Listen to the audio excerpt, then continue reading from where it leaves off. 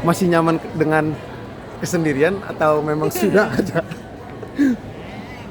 Kemarin aku tuh sempat ngobrol sama Pak Ustadz, siapa tuh kalau misalnya kemarin lihat yang di mungkin lihat di feed IG aku kemarin kajian hati ya, aku sempet tanya sebenarnya saya masih pengen punya pasangan gitu ya, cuman karena kan udah pernah gagal 2 kali dan kayaknya nggak sempurna gitu.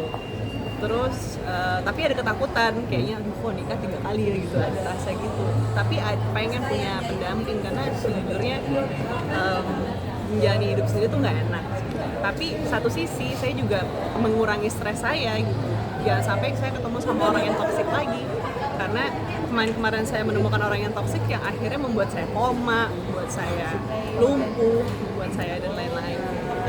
Tapi sudah ada yang mungkin ya Masih jauh. mendekati atau dekat gitu. Deket sih banyak ya teman-teman saya, tapi semua bagi saya teman-teman lah.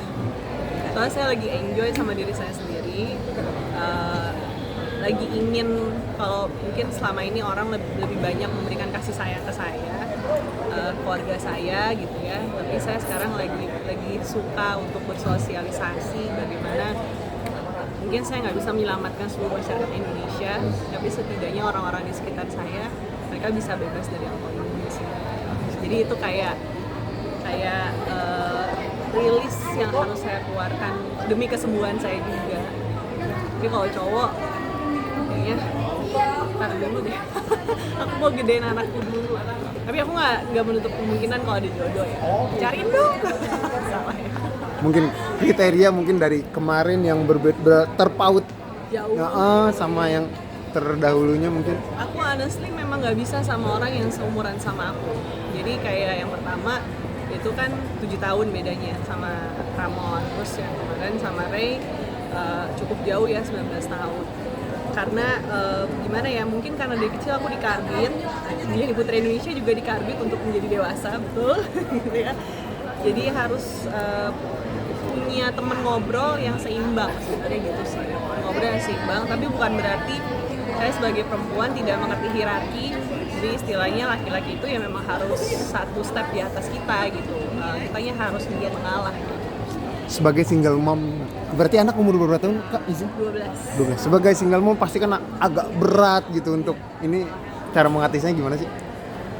Berat sih gitu, tapi ya mungkin aku bisa melihat contoh-contoh para wanita-wanita inspiratif yang sudah berhasil menjadi single mom. Salah satunya adalah ibuku sendiri sebenarnya sebelumnya waktu membesarkan. Memang cukup berat ya, cukup berat. Tapi saya selalu bersemangat karena dari dulu saya perempuan yang mandiri dan tidak bergantung dengan orang. Gitu. Even nama laki-laki aja saya nggak bergantung. Gitu. Jadi saya mencoba untuk bisa memenuhi sosok seorang ibu khususnya dan sosok seorang bapak. Tapi untungnya papanya Ganesha itu masih ada, saya masih komunikasi terus. Jadi dia juga nggak ada pisah sama bapaknya gitu ya, jadi maksudnya masih main setiap hari, komunikasi dan lain sebagainya gitu. Jadi Ganesha juga tidak kehilangan figur papa. Mungkin sudah ada mungkin diarahkan atau memang ada bakat sendiri untuk anak Ganesha. ya. Ganesha itu sekarang honestly pasti sebagai seorang anak tuh kena gangguan mental dengan perceraian ya. Tapi saya mengarahkan dia dengan suatu hal yang dia suka dulu gitu ya. Ternyata dia bisa berprestasi di pencaksilat. Oh, Ikutin ibunya. Tapi saya nggak maksud sebenarnya, cuman ya mungkin dia suka, terus dia dapat gold medal terus. Kemarin juga udah masuk ke Provinsi Banten.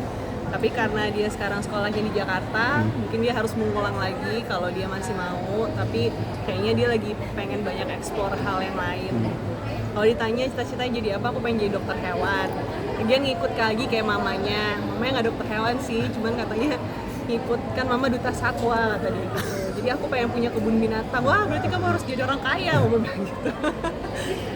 Tapi nggak khawatir cedera, mungkin kan pencaksilat yang mungkin terpukul atau ketendang sama temennya saat latihan? Karena dia masih kecil ya, pasti masih istilahnya belum pro kan, jadi pasti teknik-teknik yang diajarkan juga pasti yang safety dulu gitu. Kayak saya waktu kecil juga kayak gitu sih. Tapi kalau misalnya sampai ada terjadi apa-apa, itu pasti harus menjadi pelajaran yang sangat besar buat dia gitu, karena menjadi seorang atlet itu juga ada konsekuensi, ada responsibility yang harus dipegang gitu. Jadi aset kamu adalah fisik kamu itu kalau seorang atlet. Siap. Terima kasih.